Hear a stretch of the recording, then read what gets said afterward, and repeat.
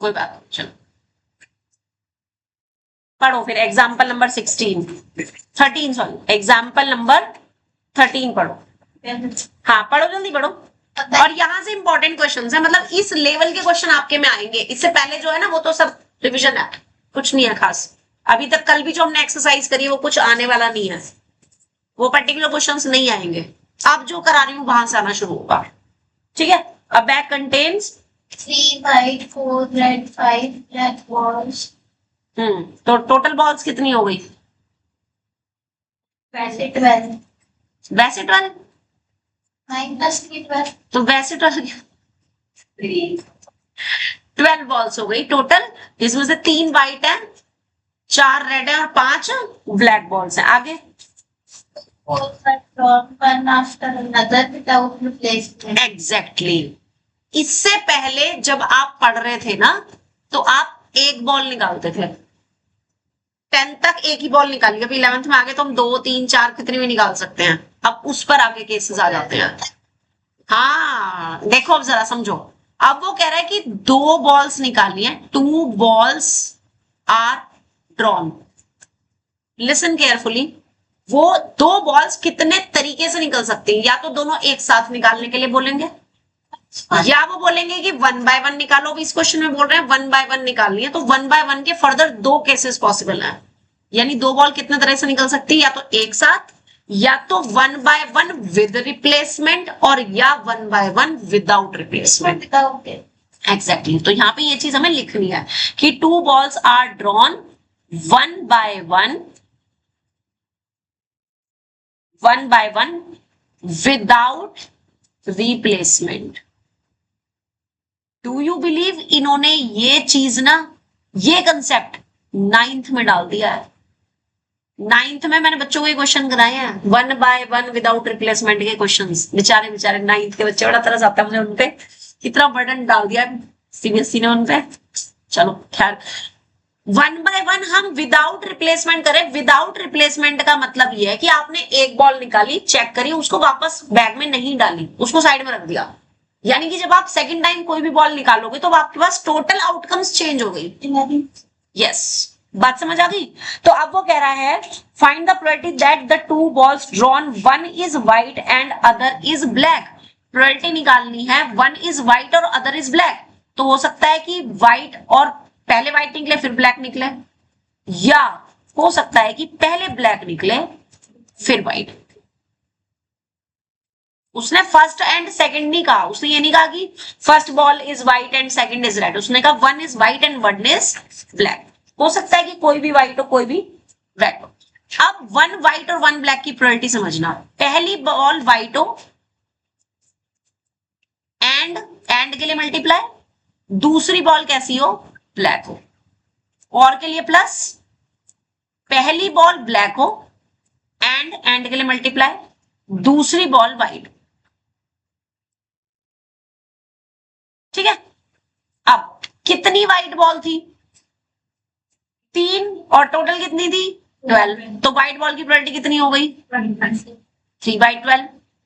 अब जब दूसरी बॉल में निकालूंगी उसमें टोटल बॉल्स कितनी रह गई, 11 रह गई, जिनमें से ब्लैक कलर की बॉल कितनी है, 5 है। अब यहां पर पहली ब्लैक निकाल रहे हैं तो 5 बाई 12, दूसरी व्हाइट निकाल रहे हैं 3 बाई 11। दोनों केस में क्या हो जाएगा, दोनों सेम ही चीज है, ये अल्टीमेटली यही आना है मेरे पास। सॉल्व कर दो। 10 by 44. 5 by 20.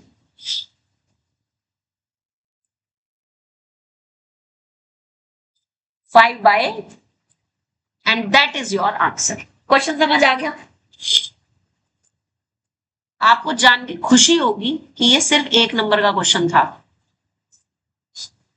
हाँ, ये 1 नंबर के क्वेश्चन है, 1 नंबर के क्वेश्चन, मतलब आपके 1 मार्क के एमसीक्यूज भी इस लेवल के आएंगे कि आपको उसमें कुछ करना पड़ेगा, डायरेक्टली लिख सकते। ठीक है, क्या लगाने दे। एग्जाम्पल नंबर 14 तुम्हें समझ आया कि नहीं आया, ये बता दो। तुम्हें ये समझ आया कि नहीं आया? आ गया ना, बस इतना ही रखो, जो इजी तरीके से ज्यादा समझ आ जाए वो दिमाग में परमानेंट मेमोरी में सेव हो जाता है, ठीक है। चलिए जी, 14th क्वेश्चन में, from an urn containing 12 balls of same size out of 6 are red, 4 are blue, 2 are white, total 12 balls है, जिसमें से 6 दे रखी हैं रेड, 4 दे रखी हैं ब्लू, 2 दे रखी हैं white, 3 balls are drawn at random, 3 balls are drawn at random, 3 balls at random आपने निकाल ली। व्हाट इज द, अब एट रैंडम निकाल लिए तो अब उसमें वो चीज नहीं हुई कि फर्स्ट वाली ये होगी, सेकंड वाली ये होगी, थर्ड वाली ये होगी, वो केस खत्म हो गया क्योंकि तीनों एक साथ निकाल रहे हैं, समझ गए। तो मैंने जैसे ऊपर वाला क्वेश्चन किया था, मैं उस तरह से इसको नहीं कर सकती क्योंकि सीरियल ऑर्डर की बात ही नहीं रही, क्योंकि तीनों को तो एक साथ निकाल रहे हैं। बात समझ आ गई। अब वो जो 3 बॉल निकली है, फर्स्ट केस में आपको प्रोबेबिलिटी किसकी निकालनी है, all are blue, all the balls are blue. अब ब्लू कलर की बॉल्स कितनी है, 4, अब उनमें से कोई भी 3 निकल सकती है, तो उन 4 में से 3 बॉल निकलने को कितने तरीके से बॉल को सेलेक्ट किया जा सकता है, 4 में से 3 बॉल कितने तरह से सेलेक्ट हो सकती है, 4C3, तो ये होगा for favourable outcomes. Total balls कितनी थी, 12, 12 में से कोई सी भी 3 निकल सकती हैं, तो टोटल आउटकम कितने हो जाएंगे, 12C3। ये फेवरेबल आउटकम और टोटल आउटकम निकालना समझ आया कि नहीं, ये तो बताया विदाउट रिप्लेसमेंट है ये। एट रैंडम का मतलब क्या होता है, एक साथ, ठीक है। अगर वो कहेंगे 1 by 1 तो फिर वो ये वर्ड देंगे कि विद रिप्लेसमेंट या विदाउट रिप्लेसमेंट। एट रैंडम का मतलब एक साथ निकालना है, तो उसमें फिर विद रिप्लेसमेंट या विदाउट रिप्लेसमेंट बनता ही नहीं है, ठीक है ना। वो तभी बनता है जब आप 1 by 1 कोई चीज सिलेक्ट करते हो। अब इसको सॉल्व करने का तरीका देख लो, इसमें पूरा फॉर्मूला नहीं लगाना, 4C3 को इन शॉर्ट क्या लिख सकते हो, 4 into 3 into 2 upon 3 फैक्टोरियल। हम ये बोल रहे हैं हाँ जी, आप बताओ। 2/1 4C1 बनते बिल्कुल होएगा, मैं जान के नहीं कर रही। मैं क्यों नहीं कर रही, क्योंकि दोनों में C3 है, तो दोनों का डिनोमिनेटर कैंसिल हो जाएगा, तो इसलिए मैं इसको 4 into 3 into 2 और नीचे 3 into 2 into 1 लिख रही हूँ, और ऐसे इसको 12 into 11 into 10 अपॉन में जब 3 into 2 into 1 लिखूंगी तो डिनोमिनेटर कैंसिल हो जाएगा, ठीक है, इसलिए नहीं किया था। अब जो बचा उसमें से फिर कटिंग कर दो जितनी भी हो रही है, और फाइनल आंसर बता दो। 1/1 बिल्कुल सही, दैट इज द आंसर। अब मैं तुम्हें ना इसके बाद एक क्वेश्चन देने वाली हूँ, उसके बाद तुम्हें छुट्टी कर दूंगी मैं, सिर्फ एक क्वेश्चन के बाद, ठीक है, ऐसा सही दूंगी, कार्ड से रिलेटेड। अभी मैंने 10th वालों को भी दिया था, वो 10th नहीं, 10th में ही था, बट उसमें एक एक कार्ड था, वो उसी लेवल का ही है, समझ लो। आपको प्रोबेबिलिटी निकालनी है, all the balls are different colour,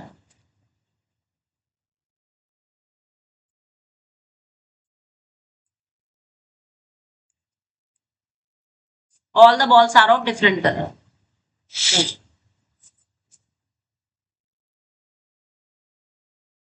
अब डिफरेंट कलर का मतलब क्या हो गया कि एक बॉल अलग कलर की, एंड दूसरी अलग कलर की, एंड तीसरी अलग कलर की, एंड वर्ड यूज कर रही हूं मैं, तो एंड के लिए क्या होता है, मल्टीप्लाई। अब रेड कलर की कितनी बॉल है, 6 में से कोई भी एक कितने तरह से सेलेक्ट हो सकती है, 6C1 तरीके से, एंड के लिए मल्टीप्लाई। रेड कलर की कितनी बॉल्स हैं, 4, उसमें से कोई भी एक 4C1 तरीके से, एंड 2 व्हाइट बॉल में से कोई भी एक, और टोटल कितनी थी, करो simplify.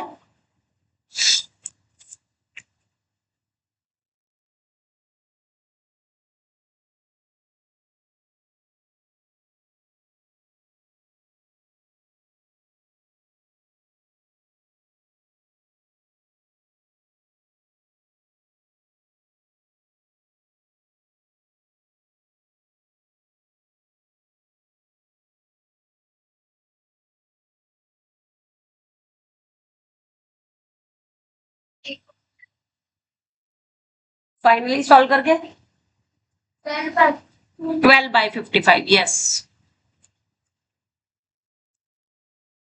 6c1 is 6, 4c1 is 4, 2c1 is 2 और नीचे आ जाएगा 12 इंटू 11 इंटू 10 अपॉन में 3 इंटू 2 इंटू 1 हो गया. Third part, none of them is blue. Blue नहीं होनी चाहिए कोई भी. 1 minus हाँ बिल्कुल कर सकते हो. 1 minus all are blue, 1 minus probability of all are blue. None के लिए करते ही यही है हमेशा. अब ऑल आर ब्लू की प्रोबेबिलिटी तुम निकाल चुके हो पहले. 1/55 तो कितना आ जाएगा ये? 54 बिल्कुल सही. 54/55.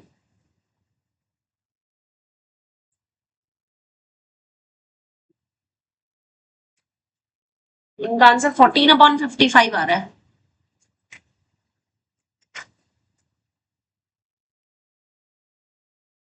None of the ball is blue. 3 balls from. तो इनमें कोई भी ब्लू नहीं होनी चाहिए. नहीं बिल्कुल यही कर सकते हैं हम. 1 minus probability of all are blue.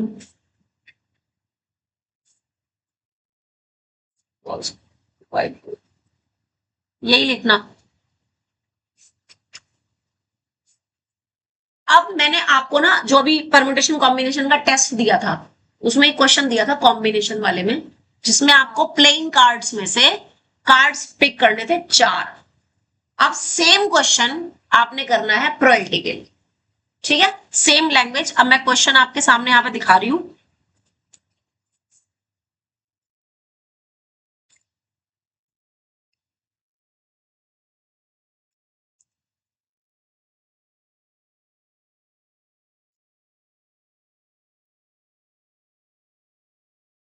क्या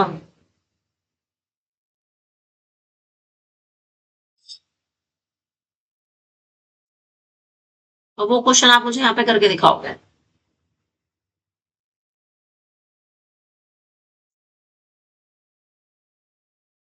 ये 4th क्वेश्चन था.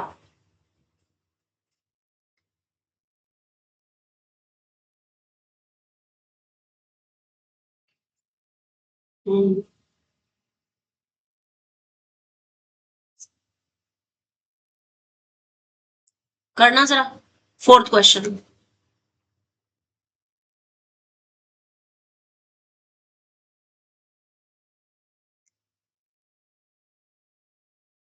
लो जी.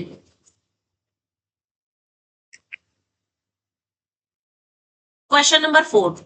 4 कार्ड्स ड्रॉ करने हैं 52 प्लेइंग कार्ड्स में से, तो टोटल आउटकम्स कितनी हो जाएंगी? C4. सबके लिए सेम रहेगा. फर्स्ट पार्ट में किसकी प्रोबेबिलिटी निकालनी है? Same suit.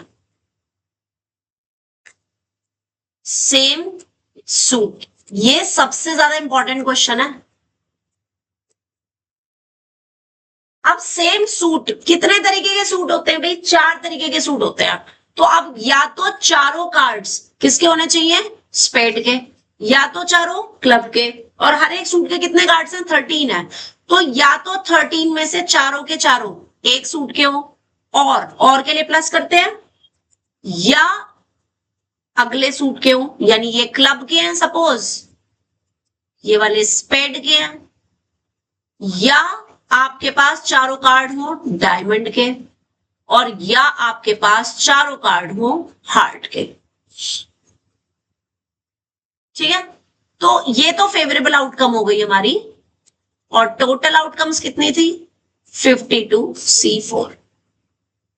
तो अब ये ऊपर आप सेम क्वांटिटी जब 4 बार ऐड कर रहे हो तो you can write it as 4 into 13C4 upon 52C4. Simplify करके आगे आप आंसर लिख सकते हो, जो कि आपको बाद में करना है, नॉट नाउ. सेकंड पार्ट में किसकी प्रोबेबिलिटी निकालनी है? Yes, all the 4 cards belongs to different suits. No, different suits में क्या मतलब हो गया कि पहला कार्ड, एक कार्ड आपका एक सूट का होना चाहिए, यानी कि 13 में से कोई भी एक सूट का, एंड के लिए मल्टीप्लाई 13 में से दूसरा कार्ड दूसरे सूट का, एंड थर्ड कार्ड अगले सूट का, एंड 13 में से अगला कार्ड अगले सूट का, और टोटल 52 C4। तो ये और एंड का चक्कर समझ आ रहा है, राइट? सिंप्लीफाई बाद में करना। Third part, probability of all face cards, all face cards. अब फेस कार्ड्स होते कितने हैं? 4, और 4 ही निकालने हैं। फेस कार्ड्स 12 है, मैं ए सुन रही थी। फेस कार्ड है टोटल 12, और 12 में से कोई भी 4 आप निकाल सकते हो, और टोटल आउटकम कितने हैं? 32C। हो जाएगा solve. 14, fourth part, probability of 2 are red and 2 are black, 2 red and 2 black. अब रेड कलर के कितने कार्ड्स हैं? 20। तो 26 में से कोई भी 2 आ सकते हैं। एंड के लिए क्या करते हैं? मल्टीप्लाई। अगले 26 ब्लैक में से कोई भी 2 आ सकते हैं, और टोटल कितने थे? 6। तरीका समझ आ गया? अब fifth part, probability cards are of same colour, यानी चारों कार्ड्स या तो रेड और या तो ब्लैक। यस, 26 में से C4, और के लिए क्या करते हैं? प्लस 26 में से ही 4 ब्लैक, और टोटल थे 52 C4। यानी परम्यूटेशन एंड कॉम्बिनेशन का क्वेश्चन प्रोबेबिलिटी में। तो 8 पार्ट्स सिलेक्ट नहीं हो रहे। 8 कैसे हो रहा है? और का मतलब प्लस नहीं होता है ना, तो 4 ही सिलेक्ट हो रहे हैं। अब पहचान कैसे होगी? अब जरा इसको समझो।